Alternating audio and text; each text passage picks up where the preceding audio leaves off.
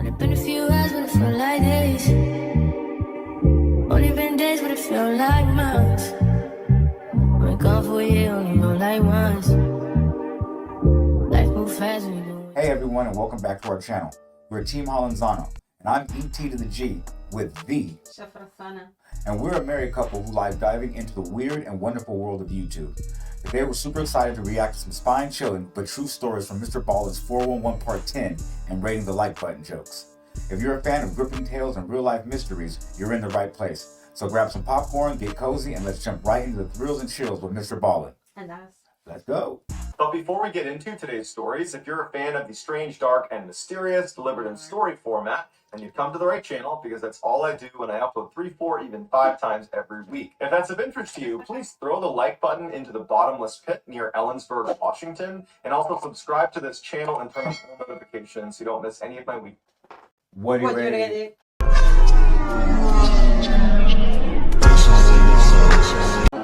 Lawrence Sullivan.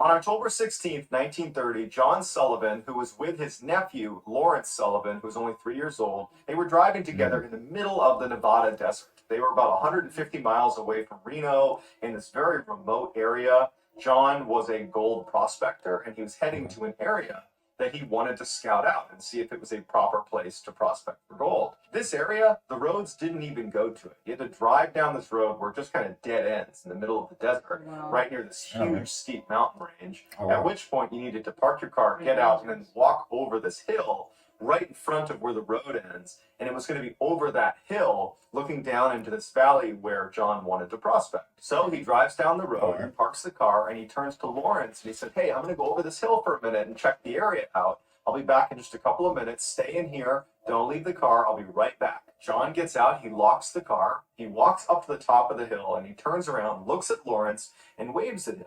Lawrence looks up at his uncle and he waves back, and he's smiling. So clear interaction. Lawrence knows where John is and where John's going. John can clearly see Lawrence. There's no one in the area, too. I'm talking, this is remote as remote can be.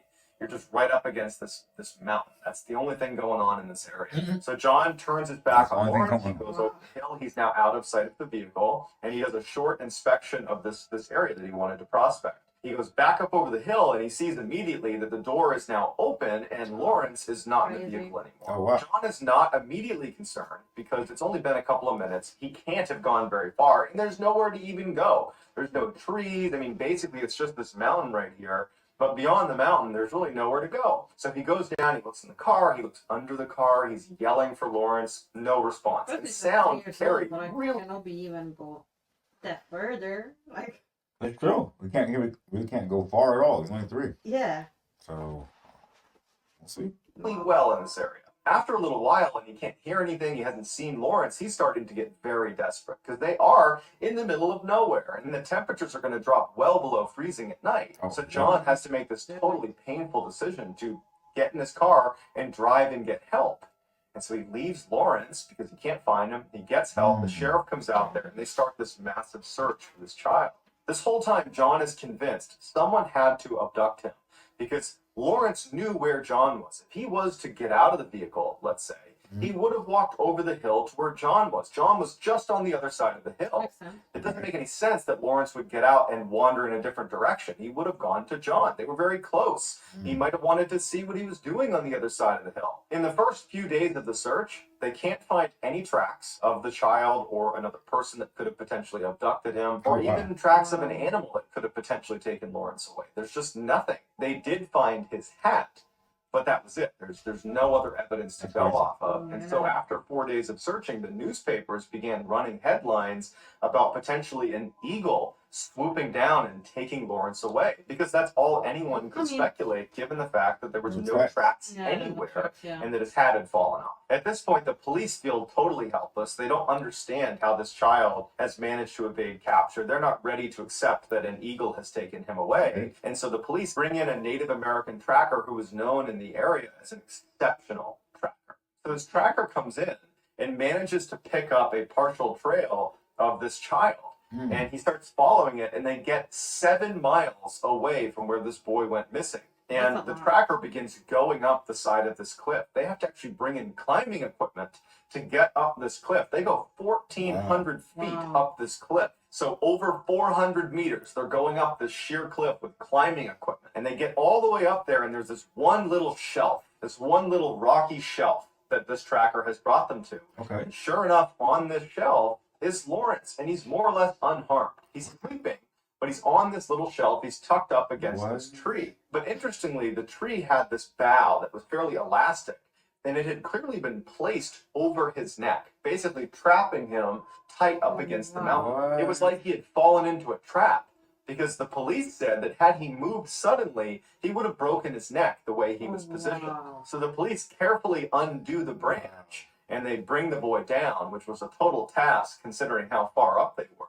And he's unharmed. He's a couple scratches on his face, but that's about it. They have no idea how he, one, got 7 miles away and then over Up there. 400 meters up a sheer cliff. So They needed equipment to 1,400 get to. feet Yeah. up a sheer cliff. The adults needed climbing equipment to Right. get to. And then how did you survive the below freezing temperatures? You were out here for nearly a week. Oh wow, Nobody a knows. week. Yeah. That's crazy. That is super crazy. I don't know what's going on with Lawrence, but Wow, that's crazy. 1 week. I didn't know if he was kidnapped or rescued. I don't know what's going on with Lawrence. That one's crazy. That's crazy. What's going on with Jimmy Duffy? On October 19th, 1973, James and Carol Duffy decide they want to go camping. So they have this big RV camper, and they load up their 2 kids, Jimmy, who was 2, and Natalie, who was a little over 1 year old. They load them in the RV along with their 2 cats, and they take off for Lake Wenatchee, which is in the state of Washington. It's this beautiful campsite where lots of people with RVs would park right up against this lake. So they make it to Lake Wenatchee, they park their RV, they all get out, they're going on a little walk, but the kids seem fussy, and so Carol and James decide to put them down for a nap. Carol takes the kids inside the RV, she puts them down for a nap. They're in there with the 2 cats. She shuts and locks the RV and goes outside. At this point, James says he wants to go scout for a good hunting spot around where they were camping. And so James takes off, and he's looking for a place to go hunting. And Carol decides she's going to walk a little ways around the lake, but keeping an eye on the RV the whole time. And also James was within eyesight of the camper as well. And after about 15 minutes, James goes back to the camper and checks on the kids. Carol would say she saw James doing that and kind of looked over to get the thumbs up from James to make sure the kids are okay. Right. James goes in, the kids are sleeping, the cats are sleeping. James comes out of the camper, he shuts and locks it. He turns and he sees Carol. She's about 100 meters away, so a little over 300 feet away. He gives her a thumbs up and then actually walks over to her. So he's going to go walk around with his wife now. So he makes it over to Carol, and they're walking a little bit farther away. So they're still only about 150 meters away from their camper when they hear a scream coming from their camper. Oh, wow. When they both turned around, there was a big tree kind of obscuring their view to the camper. So they kind of ran back on the path to get a better look at their camper.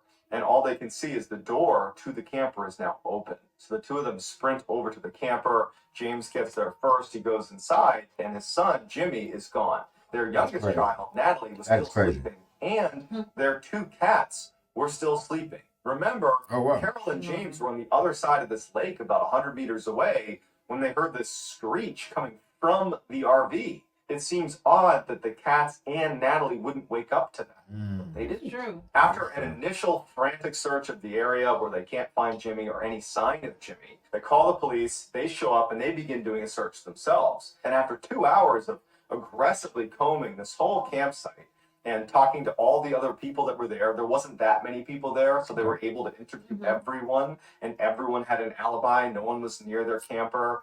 The police start to feel really suspicious about Carol and James. And in fact, they straight up accuse James of hurting his child and trying to cover it up. But James and Carol swear they were on the other side of the lake there. They heard that scream. They ran over. This is what we found. And so for 4 days, there's this massive search with canines, helicopters, you name it. They are combing the area. They're interviewing everyone they can.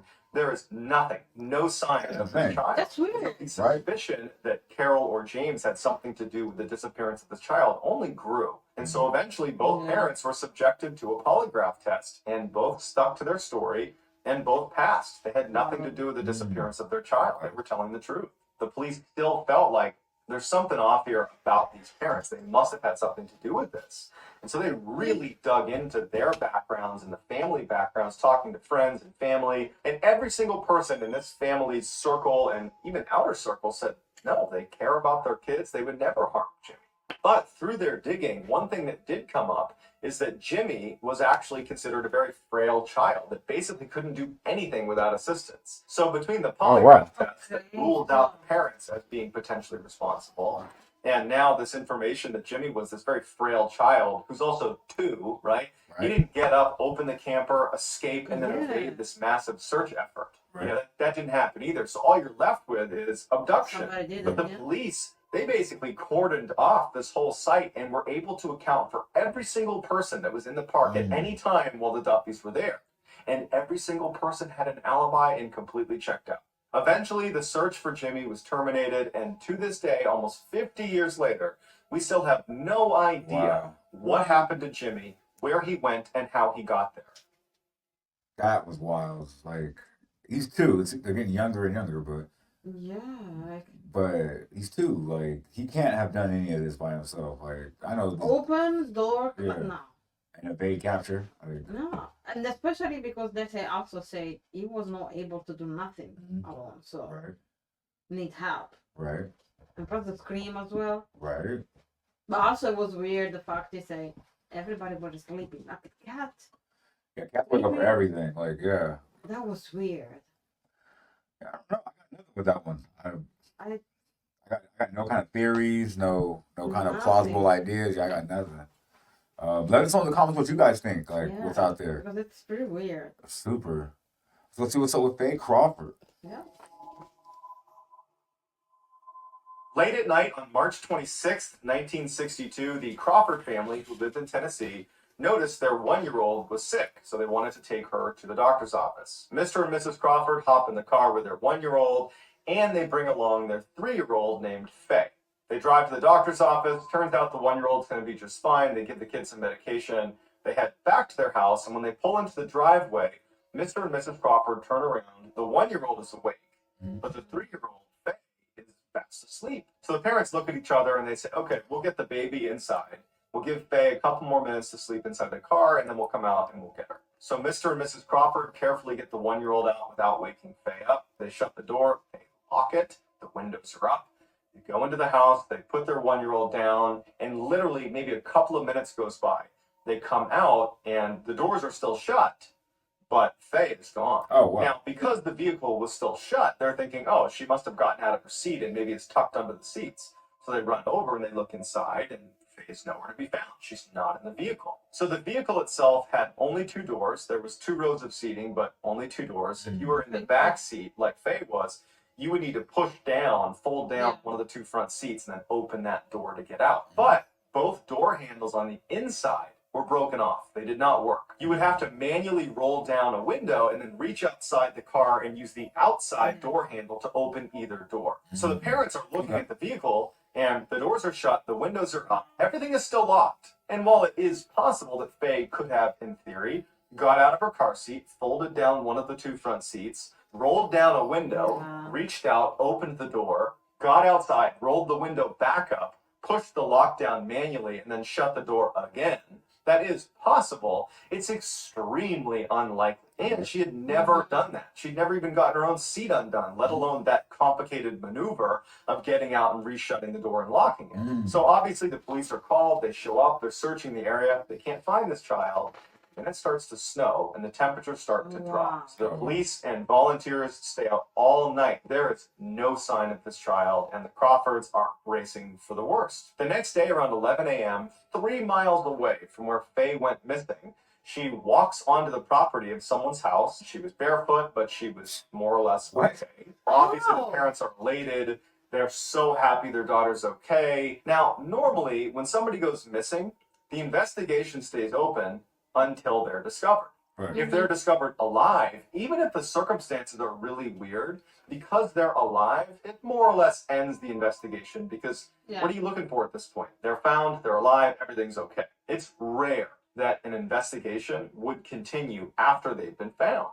And in this case, the police left the investigation open because they couldn't understand how Faye could have gotten out of that vehicle, considering how difficult that would have been. And how did she get 3 miles away in less than 12 hours in the middle of the night walking through a forest? Not to mention, historically, kids are creatures of habit. If they're missing and they're in the middle of the woods, but it's nighttime, they don't just keep walking.